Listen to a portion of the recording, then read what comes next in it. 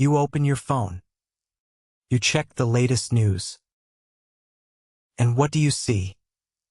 A headline about a celebrity breakup, maybe a coworker's secret, or even your neighbor's argument. You click it. You read the details. And suddenly, you feel a spark of interest. We often think of gossip as a bad habit. We label it as cheap, petty, even destructive. Yet, almost everyone does it. In fact, researchers estimate that up to 2/3 of human conversation is actually about other people who aren't even present. We're obsessed with who's dating whom, who's performing well, and who's broken the rules. So, why are we wired this way? Why does our brain crave the secrets of others? As it turns out, gossip wasn't invented by modern tabloids or social media at all. It's actually one of the most powerful survival tools in human history. To understand why we gossip, we must travel back. Way back. To the ancient savanna, where talking about others was literally the difference between life and death. For most of our evolutionary history, humans didn't live in giant, sprawling cities. No. We lived in small, nomadic bands of hunter-gatherers. These groups usually numbered between 50 and 150 members. This number, known as Dunbar's number, is the absolute limit of people with whom we can truly maintain stable social relationships.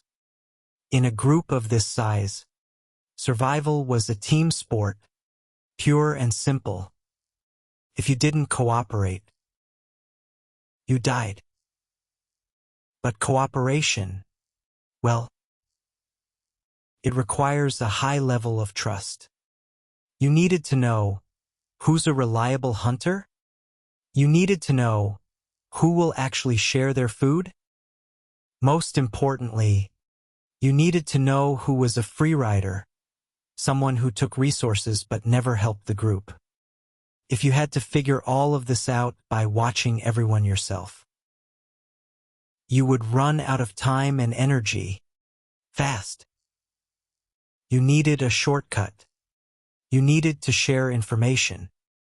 You needed to ask questions like, is he truly trustworthy? Or, did she really help search for water yesterday? Gossip, then, was the original background check. It was the crucial system that kept the entire tribe safe from parasites and thieves. But gossip did more than just filter out bad actors. It also, crucially, held the tribe together. Think about our closest relatives, chimpanzees. They spend hours every single day grooming each other, picking dirt, bugs, right out of each other's fur. This isn't just about hygiene, though. Grooming is how chimps show trust, how they build alliances, and how they form friendships. It's the social glue of the troop. But grooming has a limit. A chimp can only groom one partner at a time. You see, this naturally limits the size of chimp groups to around 50 members.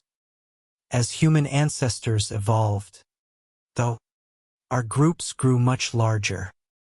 We needed to coordinate with many more people.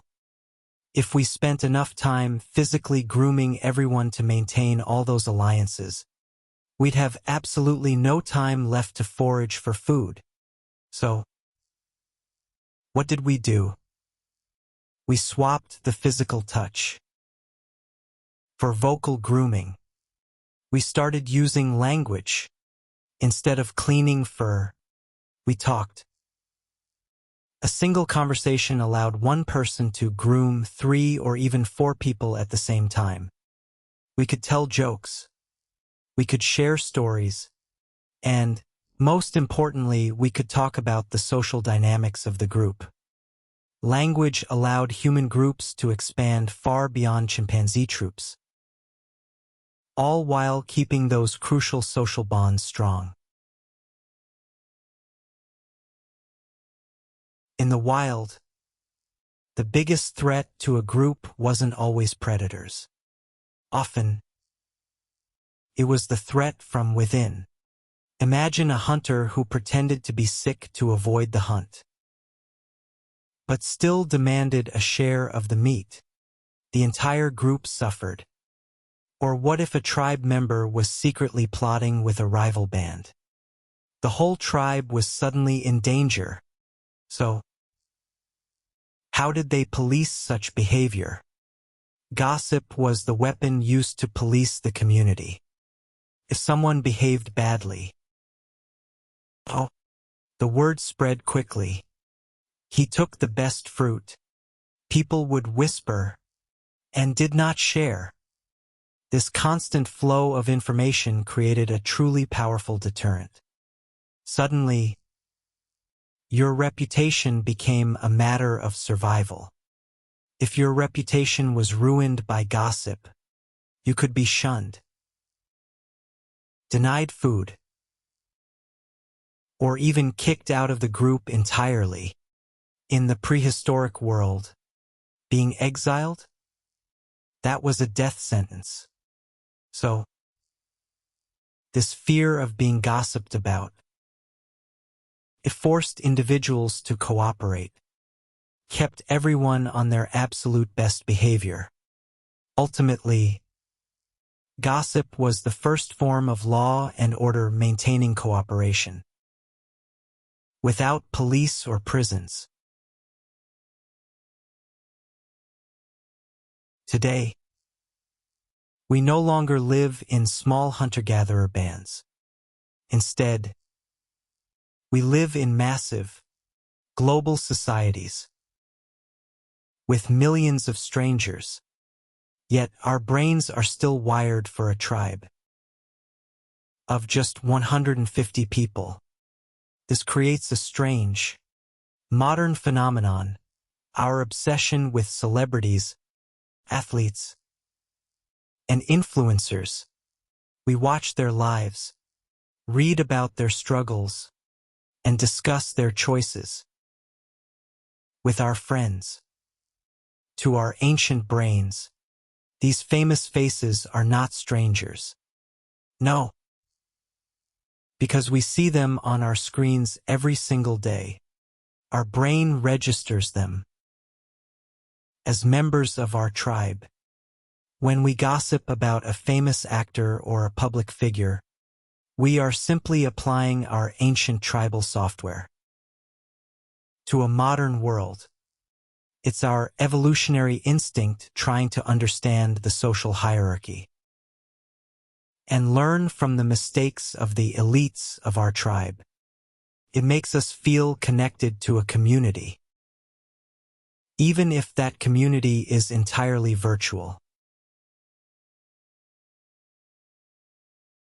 So, the next time you hear a piece of gossip, or feel the urge to share some news, remember this. You are participating in a million-year-old tradition. Gossip is not just idle chatter. It is the language of cooperation. It's how our ancestors built trust, enforced rules, and kept each other safe. Without the ability to talk about each other, humans could never have formed the large, cooperative societies we have today. It is the invisible thread that binds us together.